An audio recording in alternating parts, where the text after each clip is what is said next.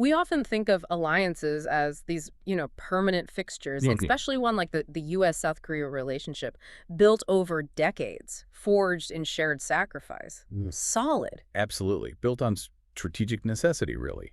But what happens when that bedrock, that trust, starts to crumble? Not because of some external threat, but, well, because of friction from within. Economic disagreements, even insults. That's exactly the huge question hanging over the Indo-Pacific right now, isn't it? For 70 years, Seoul has been absolutely critical to the U.S. security setup there, key for containing China, key for North Korea. A pillar, really. Yeah. But now we're seeing reports confirming a sudden and pretty visible drift. South Korea seems to be moving away from Washington, fundamentally reorienting its entire strategic position. So our goal today is to really unpack this seismic shift for you. We're going to trace it right back from what maybe looked like a minor domestic issue in the U.S. Yeah, something easily dismissed. all the way to this major foreign policy pivot by Seoul, moving much closer, it seems, into Beijing's economic influence. And the fascinating thing is the root cause. It's surprisingly visceral. It wasn't about missiles or big naval drills initially. It was really about national dignity, sparked by, of all things, the previous U.S. administration's tough stance on immigration. You're talking about the decision to deport those dozens of South Korean workers from the Hyundai factory down in Georgia, right? Why did that specific event become such a lightning rod?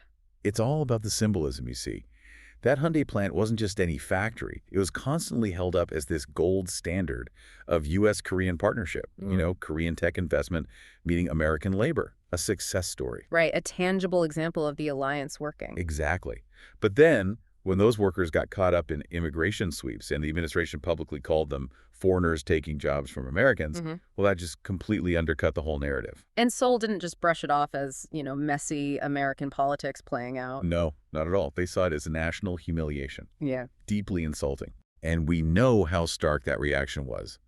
Sources mention a closed-door briefing where South Korea's industry minister apparently said he felt like an unwanted partner for the first time in 30 years of working together. 30 years, that's a long time. It is. And that feeling, being a valued strategic ally 1 minute and then treated like some kind of disposable labor the next, that's what really poisoned the well. It destroyed the internal goodwill. And that feeling didn't just fade away. It seems like it became the actual strategic justification for the new administration under President Lee Jae-myung. It absolutely accelerated things. His new cabinet basically looked at the situation and said, okay, this alliance isn't unconditional anymore. And they began this very calculated, very proactive shift. How so? They started what's described as a cautious rapprochement with Beijing. Officially, it was framed as seeking economic stability, but unofficially, it was a clear signal to Washington about their foreign policy independence. And this wasn't just talk, right? What concrete actions tell us Seoul is really serious about this pivot? Oh, it's gone way beyond rhetoric. The discussions have become very technical, very defensive in a way. We know about secret consultations happening between Seoul and Beijing. Yeah. At the deputy minister level, no less. Secret consultations. About what? Specifically about creating mechanisms for, get this, trade insurance. Trade insurance. What does that actually mean, practically speaking? Well, think of it like a bilateral safety net.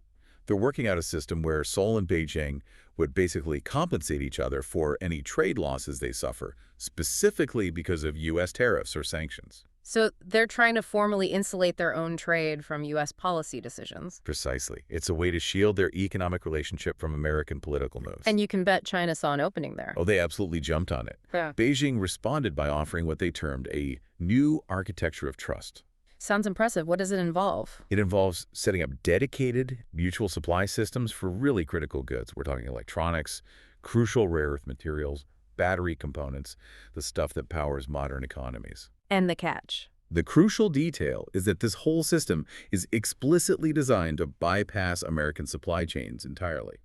Wow. Okay, so this isn't just about dodging tariffs. This is strategically dismantling the very supply chain dependency the U.S. uses to exert influence.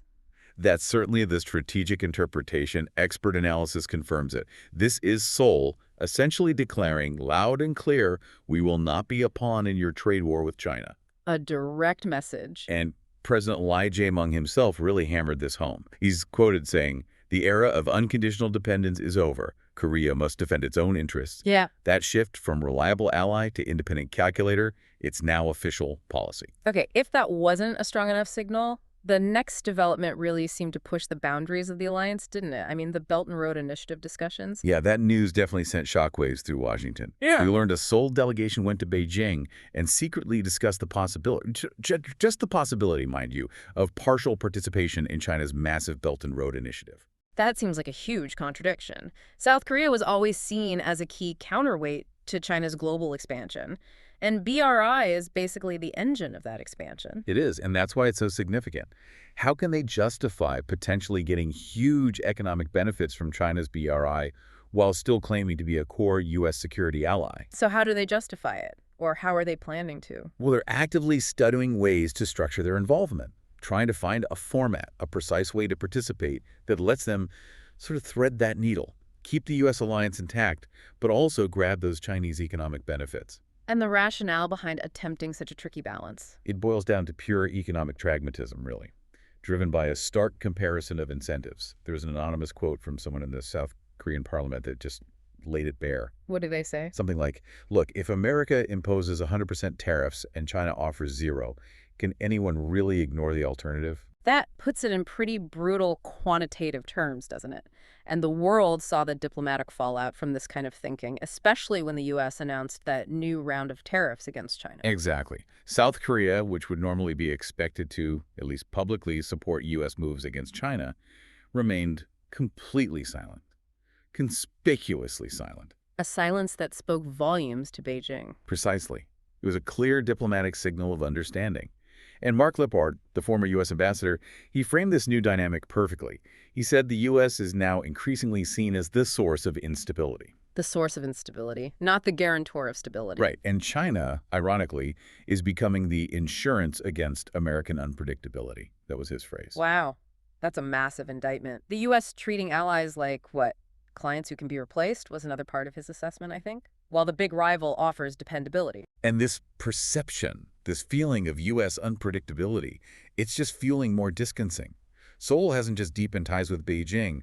They're now even considering unprecedented moves like participating in energy projects way out in the Russian Far East, alongside both China and Russia. Russia, too. Okay, that kind of trilateral cooperation would have been unthinkable just a few years ago. Absolutely unthinkable. So, given how fragile things seem, how's Washington actually reacting to all this? Are they trying to, mend fences, win Seoul back? Well, Washington is definitely concerned. You're seeing some noise, like Democratic congressmen calling for investigations into whether military intelligence sharing agreements are being compromised. And the White House? They're reportedly considering applying diplomatic pressure, maybe even reducing funding for some joint defense programs, trying to show there are consequences. But is that kind of pressure actually working? Is it bringing Seoul back into line? It seems to be having the exact opposite effect, according to the analyses we're seeing.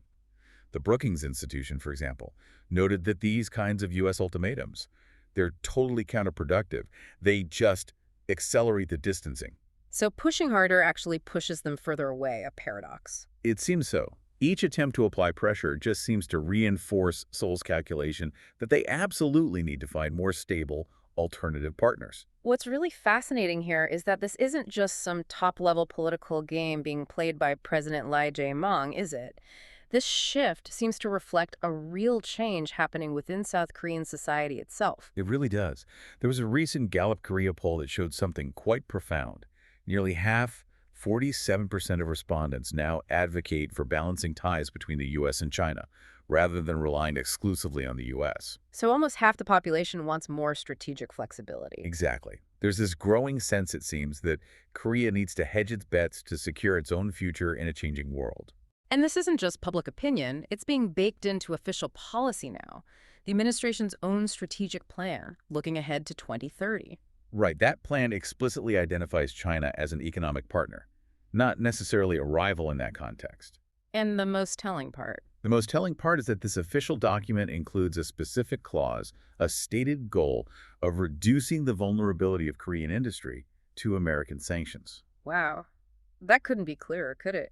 A direct official signal that this new era of strategic independence, or at least strategic hedging, is here to stay. No ambiguity there. And analysts are taking note. They're calling this the second Asian drift, comparing it to similar moves we've seen from countries like the Philippines in recent years. And there was that stark assessment from Professor Park Young-sik at Korea University. Yes, pretty blunt. He essentially said, trust has already been destroyed. America is losing another ally through a policy of humiliation and tariffs.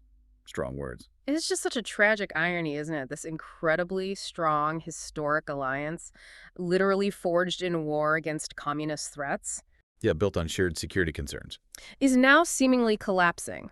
Not because of those external threats, but because of internal economic fights and this profound breakdown in trust, driven by Seoul's very understandable desire for stability and, frankly, its pursuit of its own independent interests. At the end of the day, that seems to be the core takeaway.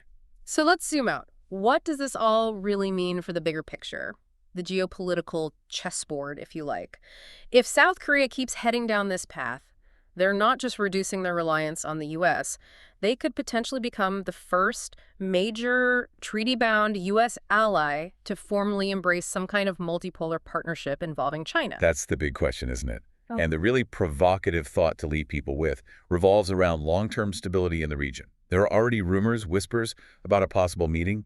Foreign ministers from China, Korea, And Russia involved, too. yes, potentially discussing a new regional economic and energy framework.